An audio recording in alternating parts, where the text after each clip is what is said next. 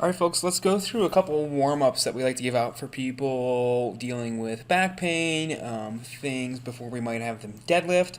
A lot of folks will complain of hamstring tightness with deadlifting. We know we need very little hamstring mobility, very little flexion in the hip, tugging on the hamstrings to actually do a deadlift. So if folks are not having true hamstring tightness, what is going on? The usual case is that we're dealing with some neural tension on board and that we just need to kind of grease that system up, and we'll see a giant improvement in their quote unquote hamstring mobility by decreasing that neural tension and helping them get some more hip flexion on board, help them get down to the barbell with a deadlift in a lot better position. We see this translate very well to the clean and snatch. So let's go through a couple exercises we like to give out here at Health HQ and CrossFit Fenton.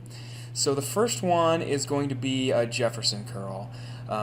So what is a Jefferson curl? Jefferson curl is some intentional spinal flexion under load. So we'll see I've got a little 18-pound kettlebell here. The stimulus here is that it's low load, right? Enough load to kind of load the system, but I'm not trying to max out my deadlift with a super heavy weight here in spinal flexion, right? So yes, some spinal flexion, but not going for a PR lift here. Very, very, very submaximal load. So we'll see as I crank out some reps here that I go from just being able to hit my shoes in just a couple reps. Again, I'm not hip hinging, I'm going into intentional spinal flexion. We'll see that after a couple of reps, I'm actually able to touch that kettlebell to the floor, right? So did my hamstrings get magically more flexible with 5 reps? No, just reducing some neural tension on board. So now I'm able to touch that kettlebell all the way to the floor. So what next? So next we add a deficit.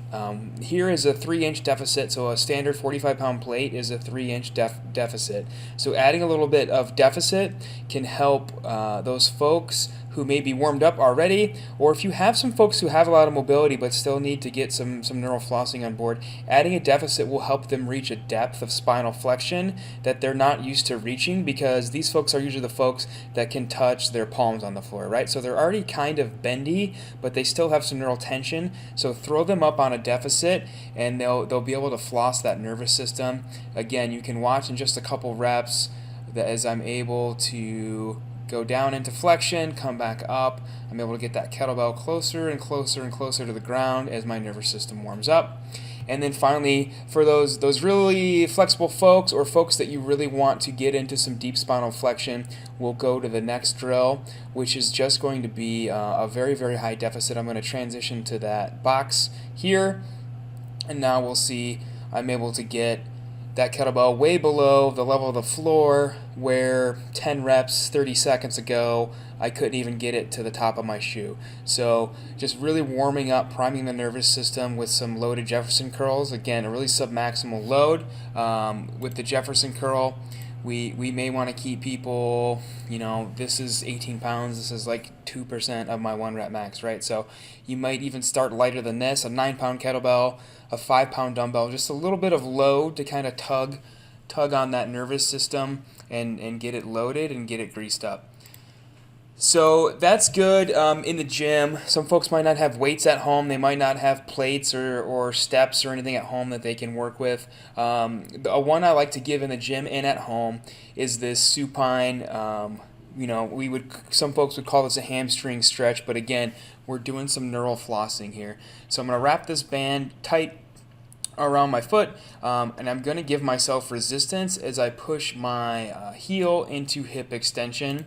And then you'll see I'm going to play with various angles of my toe into dorsiflexion, plantarflexion, again, just to wind up and relax the nervous system and get that neural flossing going on, getting some neural gliding going on, pumping the ankle, relaxing the ankle, pumping it as I move into hip extension and back into hip flexion, all different angles, playing with it, and just getting that end result, getting that hip into more and more flexion.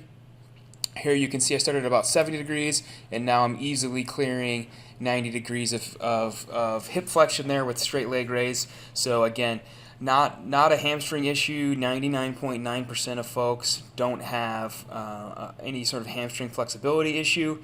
maybe an old hamstring injury, maybe a hamstring surgery, certainly. But again, most of our folks don't have anything going on with their hamstrings. We just need to get their nervous system primed and pumped, and we can see that they can easily achieve the hip flexion needed to get down to that barbell for a deadlift. So I'll go through some more of these, and then we'll show an at-home drill, very similar. I'm sure a lot of you have seen this. So planning that heel into dorsiflexion, close chain dorsiflexion, knee extension, hip extension, reaching down as far as we can, kind of a hamstring, dynamic hamstring warm-up. I love this. You can give this to people. They can rock this in the office. They can rock this before the gym. They can do this anywhere, no equipment required. Just really, again, priming that pump, getting that nervous system fired up. And then finally, we like to give these out, really pump some blood to that low back for folks who may be dealing with some smoky lower back pain, some kind of central mechanical, but with no radiculopathy or radicular pain. This is a really good way. The reverse hyperextension machine.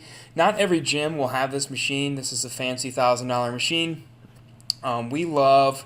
It's got a belt down here, obviously, and plates, and we can really get it loaded. But we love to just get people warmed up with a light band around it. You can see this guy is also named Mitch. Mitch's patient, Mitch, is doing it with a light band just to warm up his low back, get his glutes fired up. You can do it without a band as well. If you don't have a reverse hyperextension machine, that's fine. You can have somebody lay over the treatment table in the clinic, right? Raise the table up so their legs can clear down to the floor, the range of motion they need, and you can still, with that, use a band. You can have them hold isometrics here. I love to get people their first visit. If I can't get them deadlifting, or even I can get them deadlifting, get them doing some reverse hyperextension isometrics, really start to get some blood, get some new fluid pump into that low back, maybe for the first time in a long time, and really start to clear out their pain, start to build that muscle and that endurance and strength in the low back muscle back up. So this is a really good warm-up. Obviously, we can train reverse hyperextensions for strength with the plates you see down there at the bottom and really get people loaded, but just to warm up, no band, maybe some isometrics, or with the band, with or without isometrics, different combinations to get people warmed up before they deadlift, before they do any sort of low back intensive stuff. So try that. Try the nerve gliding exercises, both the ones in the gym and the ones at home, and then try reverse hyperextensions. There's obviously a ton more than this, but this is kind of what we like to give people before we have them doing low back stuff with us clinically, and a lot of the same stuff that we program into warm-ups, especially those Jefferson curls. You might have heard them called sweat shrugs, but those are programmed a lot at CrossFit gyms as part of a warm-up before a low back day, a deadlift day, anything like that. So try those out.